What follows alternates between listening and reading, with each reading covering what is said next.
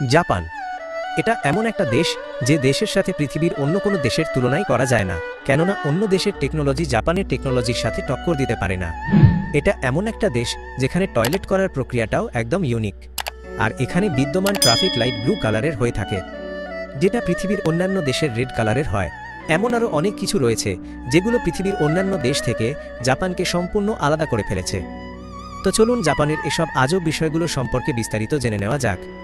তো স্বাগতম আপনাকে ফোকাস বাংলার আরও একটি নতুন ভিডিওতে। আশা করছি ভিডিওটি শেষ পর্যন্ত দেখবেন। Number 1, square watermelon. বন্ধুরা, তরমুজের এই আকারটা একজন গ্রাফিক্স ডিজাইনার বানিয়েছিল, কেননা এই আকারের তরমুজ ফ্রিজে ভালোমতো রাখা যায় আর কাটতে অনেকটা সুবিধা হয়। জাপানের কৃষকরা এই তরমুজগুলো একটা স্পেশাল কন্টেইনারে তৈরি করে, যার ফলে এই তরমুজগুলো অনেক দামি এবং দেখতে অনেকটা সুন্দর লাগে। আর আপনি একটা বিষয় জেনে খুবই মজা পাবেন, সেটা হচ্ছে সেখানকার মানুষগুলো এই ওয়াটারমেলন খাওয়ার থেকে ঘর সাজানোর জন্য বেশি ক্রয় করে থাকে। নাম্বার 2, পেক ফুড। জাপানের অনেক এক্সপার্টরা প্লাস্টিক এবং ভেক্সের সাহায্যে খাবার তৈরি করে থাকে, আর সেগুলো দেখতে ততটাই ডেলিশিয়াস মনে হয় যতটা একটা অরিজিনাল টেস্টি খাবার রান্না করলে দেখা যায়। জাপানিরা এই প্লাস্টিকের খাবারগুলো তাদের রেস্টুরেন্টের সামনে কাচের তৈরি শোকেসের মধ্যে সাজিয়ে রাখে। এর ফলে যারা ক্ষুধার্ত তারা এই প্লাস্টিক ডেলিশিয়াস ফুড আইটেম দেখে অরিজিনালটা খাওয়ার ইচ্ছা পোষণ করে আর রেস্টুরেন্টের ভেতর ঢুকে পড়ে। আরে বাহ, কাস্টমারদের আকর্ষণ করার জন্য এর থেকে ভালো পদ্ধতি আর কি হতে পারে? আর আপনি এটা জেনে আরও অবাক হবেন যে এই প্লাস্টিকের খাবারগুলো তৈরি করতে প্রচুর পরিমাণে অর্থ ব্যয় হয়। Number 3, silent karaoke. ফোনের আকারে বানানো এই মাইক্রোফোনটি এক অন্য লেভেলের মাইক্রোফোন। এই মাইক্রোফোনের একটি অংশ মুখের ভেতর লাগিয়ে অপর অংশটি তার কানে লাগানো থাকে। এটার সাহায্যে তার নিজের শব্দ যেন অন্য কাউকে বিরক্ত না করতে পারে, সেজন্যই এই গেজেটটি তৈরি করা হয়েছে। সাধারণত জাপানিদের মধ্যে সেই সকল লোকেরা এই গেজেটটি ব্যবহার করে থাকে যারা তার নিজের কথোপকথনের মাধ্যমে অন্যকে বিরক্ত করতে চায় না, অথবা যারা পাবলিক প্লেসে জোরে গান গাইতে লজ্জাবোধ করে, বিশেষ করে তাদের জন্যই এই ডিভাইসটি বেশি ব্যবহার করা হয়। Number 4, rabbit island. 1940 সালে যখন বিজ্ঞানী আকুনাশিমা এই আইল্যান্ডে কিছু খরগোশের বাচ্চা নিয়ে আসে, আর সেগুলোর উপর তার বৈজ্ঞানিক একটা গবেষণা চালানোর পরিকল্পনা করে, কিন্তু কয়েক মাস পর সেগুলোর সংখ্যা এতই বেড়ে যায় যে দূর দূরান্ত থেকে অনেক লোক সেখানে ঘুরতে আসে, আর ধীরে ধীরে সেটা ট্যুরিস্ট প্লেস হয়ে যায়। Number 5, people pushers. Metro station হোক বা রেল স্টেশন, জাপানের ওয়ার্কিং আওয়ারে মানুষের এতই ভিড় হয় যেটা আপনার কল্পনার বাইরে। এই জন্য সেখানকার স্টেশন স্টাফ এবং পার্ট টাইম মেম্বারদের এই ডিউটি প্রতিদিন হয়ে থাকে যে ট্রেনে ততগুলো প্যাসেঞ্জার প্রবেশ করাতে হবে যতক্ষণ না সেই ট্রেনের দরজা আটকানো যায়। Number 6, umbrella parking lot.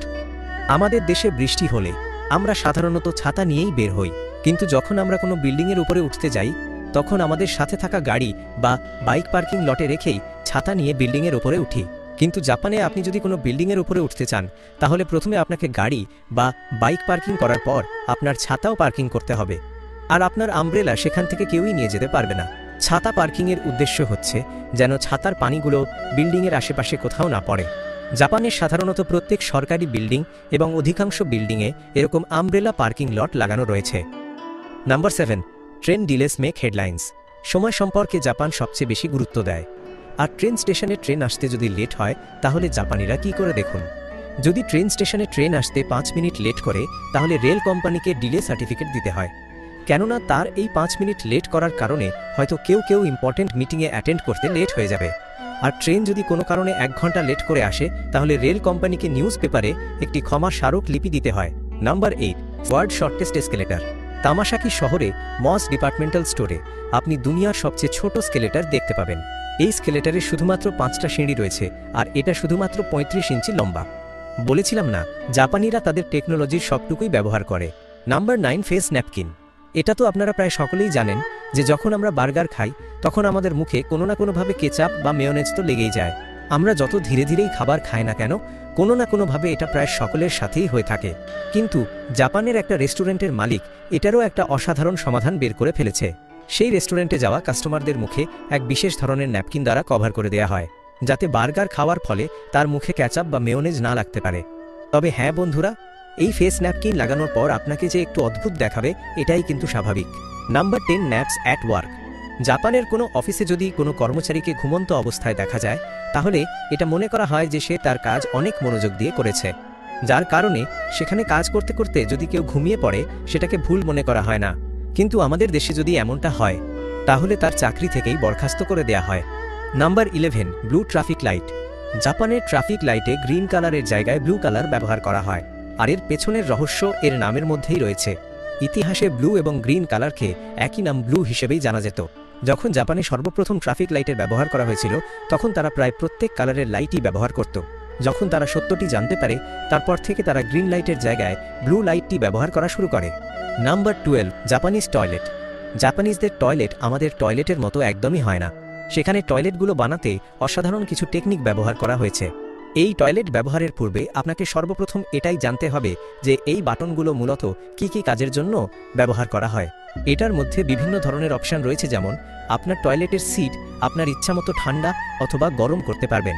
আপনি চাইলে টয়লেটে গরম পানি ব্যবহার করতে পারবেন অথবা ঠান্ডা পানি। এমনকি আপনার যদি গান শুনতে ইচ্ছা হয়, তাহলে আপনি টয়লেটের মাধ্যমে গানও শুনতে পারবেন।